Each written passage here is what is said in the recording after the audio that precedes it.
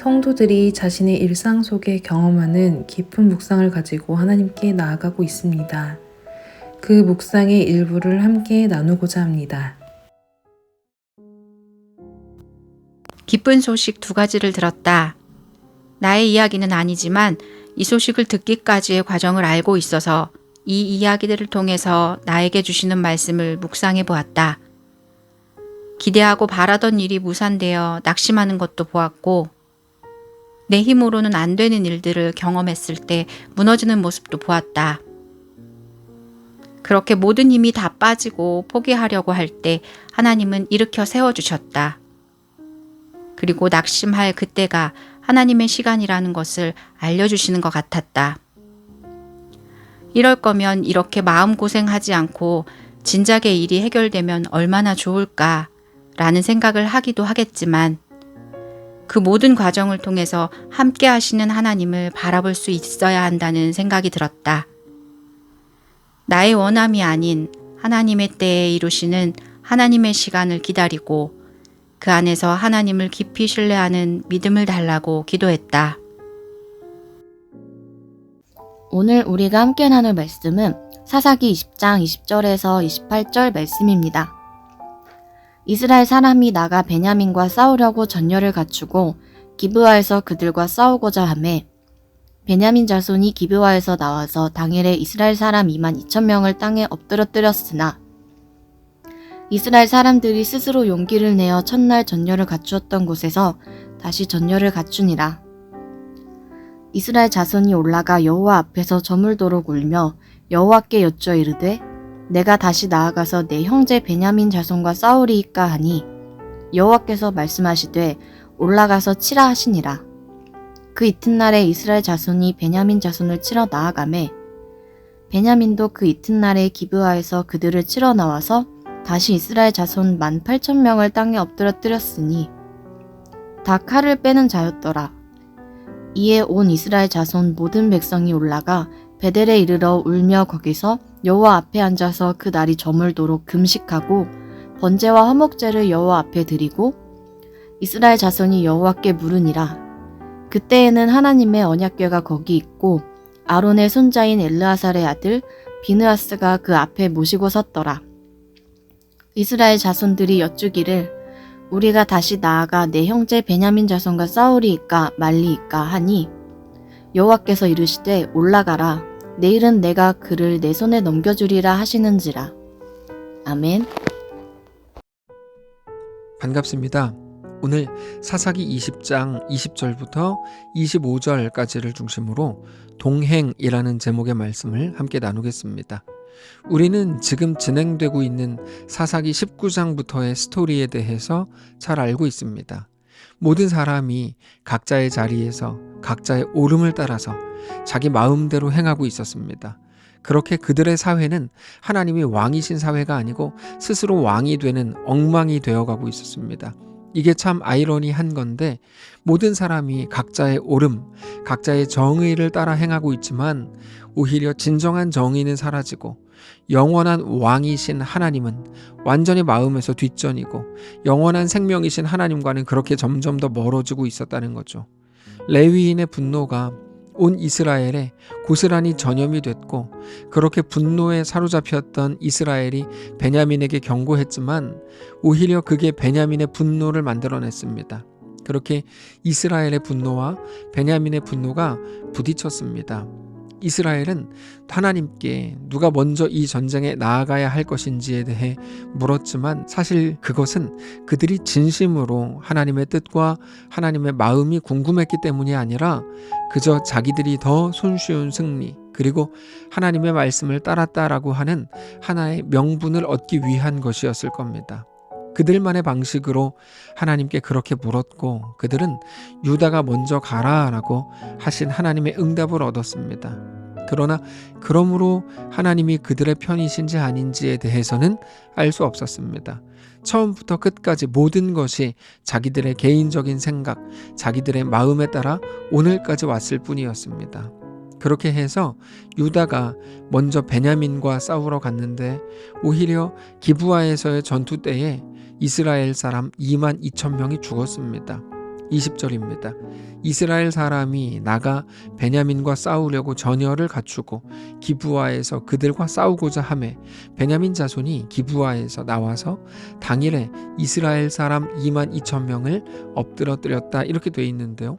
우리는 자주 우리 눈앞에 일어난 일들을 보면서 그 일어난 일이 어떤 결과라고 생각하는 경향이 있습니다. 그래서 우리가 잘했는지 잘못했는지, 옳은 사람이었는지 틀린 사람이었는지, 하나님이 우리를 사랑하시는지 혹은 사랑하시지 않는지, 하나님이 원하시는 사람이었는지 원하시지 않는 사람이었는지에 대해 어떤 결과를 맞이한 것을 가지고 그것을 판단하려고 하는 겁니다. 그런데 그건 온전한 신앙적 관점이 아니라 그저 눈에 보이는 대로 판단하는 세상적 관점일 뿐입니다.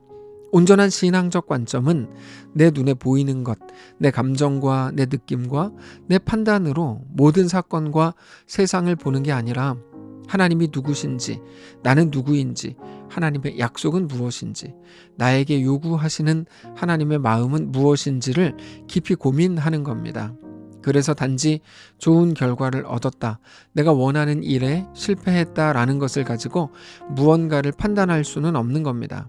당장 이스라엘의 모든 지파가 그 레위인의 말을 듣고 모였고 모두가 레위인의 편을 들고 있으니까 레위인이 옳은 건가? 그럴 수 없습니다. 그리고 자기들이 자기들의 방식으로 하나님께 누가 먼저 싸우러 갈까요? 라고 물었을 때 하나님이 유다가 먼저 가라라고 응답을 하셨으니까 그러므로 하나님의 응답을 받은 그들이 옳은 거고 그들이 잘했다라고 말할 수도 없는 겁니다. 또 유다가 먼저 갔을 때 베냐민에게 22,000명이나 죽었죠. 그러므로 베냐민이 옳았다라고 말할 수도 없는 겁니다. 그러면 뭘까요? 상황 자체가 우리에게 우리의 옳고 그름을 판단해 주는 게 아니라 오히려 모든 상황은 우리에게 무언가를 요구하고 우리에게 무언가를 말하고 있다는 것 우리가 알아야 합니다. 출애굽한 이스라엘 백성들이 제일 먼저 만난 것은 홍해였습니다. 그들의 앞에는 홍해가 있었고 뒤에는 애굽 군대가 쫓아오고 있었습니다. 대부분의 사람들은 자기들이 홍해를 만난 것, 애굽 군대가 쫓아오는 상황에 대해서 매우 부정적인 증거라고 판단했지만 하나님께서는 오히려 하나님의 온전하심과 하나님의 왕되심을 그들에게 강력하게 보이실 조건이 되게 하셨습니다. 실제로 모든 사람이 왜 여기까지 끌고 와서 우리를 죽이냐라고 말할 때 모세는 그 속에서도 하나님의 마음이 무엇인지 알고 있었습니다. 그래서 모든 백성들에게 너희는 가만히 서서 오늘 하나님이 행하시는 이 일을 보라 라고 말한 것입니다. 그러고 보면 거기에 홍해와 애굽 군대만 있었던 건 아니었습니다. 거기에는 구름 기둥이 있었고 이제까지 하나님의 역사에 동참했던 모세도 함께 있었습니다. 자기들이 방금 전까지 직접 보고 놀랐던 하나님의 역사에 대한 기억이 있었고 그 모든 것을 직접 몸으로 경험했던 숱한 증인들이 있었습니다. 그런데 그 많은 것들 중에서 그저 자기들이 보고 싶은 것만, 느껴지는 것만 보고 느끼고 판단하는 건 너무나 어리석은 일입니다. 오늘 본문이 그렇습니다. 오늘 본문에서 그들은 자기들이 생각하기에 분명히 하나님이 자기들과 함께 하신다고 생각했고 심지어 이 전쟁을 하나님이 주도하신다고 느끼고 있었을 겁니다. 그렇게 나간 그 전쟁에서 무려 22,000명이 죽었을 때 그들은 결코 그것을 자연스럽게 받아들일 수는 없었을 겁니다. 이스라엘은 먼저 스스로 용기를 내어서 다시 전열을 갖춥니다. 22절입니다. 이스라엘 사람들이 스스로 용기를 내어 첫날 전열을 갖추었던 곳에서 다시 전열을 갖추니라. 그럼에도 너무 이상하게 느꼈을 겁니다. 사실 자기들에게 모든 명분과 힘이 다 있다고 생각했습니다. 그런데도 전혀 예상하지 못했던 큰 실패를 맛보았을 때 과연 그 상황이 무엇을 말하는지, 단지 패배나 승리를 넘어서서 이 상황 자체가 무엇을 요구하는지, 하나님은 이것을 통해 무엇을 말씀하시는 것인지가 너무 궁금해졌습니다. 그래서 그 문제를 가지고 하나님 앞으로 나아갔습니다. 그러면서 다시 나아가서 베냐민과 싸울까요? 라고 여쭤봤는데 이번에는 조금 달라진 표현을 사용합니다. 전에는 그냥 베냐민 자손과 싸우겠다고 말했었는데 이번에는 내 형제 베냐민 자손과 싸우리까 이렇게 말이 달라졌습니다. 23절입니다. 이스라엘 자손이 올라가 여호와 앞에서 저물도록 울며 여호와께 여쭈어 이르되 내가 다시 나아가서 내 형제 베냐민 자손과 싸우리까 하니 여호와께서 말씀하시되 올라가서 치라 하시니라. 이 일을 통해서 그들은 아주 조금이라도 하나님의 시선, 하나님의 마음에 대해 알게 되었을 겁니다. 그들은 처음에 베냐민 지파에 대해서 그저 분노하고 정의도 모르고 옳지도 않은 사람들이라는 생각을 가지고 있었습니다. 그러나 하나님의 마음도 그들과 같지는 않다는 것을 알게 되었습니다. 레위인뿐 아니라 당연히 기브아의 불량배들이 잘못했고 그러므로 그들이 징계를 받아야 하는 건 맞지만 그럼에도 그들은 이스라엘의 지파였고 이스라엘과 한 형제라는 것을 깨닫게 된 겁니다. 그래서 이스라엘의 표현이 그렇게 달라진 겁니다. 물론 그렇다고 해서 전쟁에서 승리하게 되는 건 아니었습니다. 다음 본문을 보면 그들은 다시 한번 패배를 하게 되고 그러면서 이제는 베냐민에 대한 시선뿐 아니라 하나님과의 관계도 더 진지하게 고민하게 되고 그렇게 하나님의 백성으로 다시 회복하게 되는 계기를 만나게 됩니다. 여러분, 중요한 건 오늘 우리들입니다. 우리에게 있는 모든 사건이 그와 같습니다. 단지 우리에게 상이나 벌로서 주어진다기보다 모든 사건과 상황은 우리에게 무언가를 요구합니다. 하나님의 마음으로 바라보라고 말하고 하나님께로 향하라고 촉구하는 중입니다. 결국에 그 어떤 상황이 우리를 살리거나 망하게 하는 게 아니라 오히려 하나님 안에서 그 모든 상황은 우리를 살리는 것이 된다는 것을 알아야 합니다. 그게 모든 것이 합력하여 선을 이루시겠다고 한 하나님의 약속입니다. 모든 사건, 모든 상황들 속에서 그것을 통해 우리에게 말씀하시는 하나님, 그것을 통해 우리를 하나님의 온전한 백성으로 완성해 가시는 우리 하나님을 오늘 또 신뢰하고 그렇게 믿음으로 우리 하나님과 함께 걷게 되시기를 바랍니다. 기도하겠습니다. 살아계신 하나님, 내 앞에 일어난 상황의 무게에 따라서 그것을 보는 나의 시선이 계속 달라지고 그러면서 왜 나를 이렇게 대합니까? 하나님, 나에게 상 주시고 복 주시니 감사합니다. 고작 이런 것 정도로 끝났던 우리의 지난날의 시간을 뒤로 하고 이제 우리 앞에 있는 모든 사건과 상황을 볼 때 그것이 우리에게 대한 촉구, 그것이 우리에게 하나님을 바라보라고 말하는 것임을 깨닫고 모든 상황 속에서 존귀하신 우리 하나님을 기억하고 내가 누구인지, 우리 하나님은 누구신지, 하나님이 나에게 대한 하나님의 약속, 그 언약은 무엇인지를 기억하며 살아가는, 그렇게 우리 하나님과 동행하는 우리 모두가 되게 하시옵소서.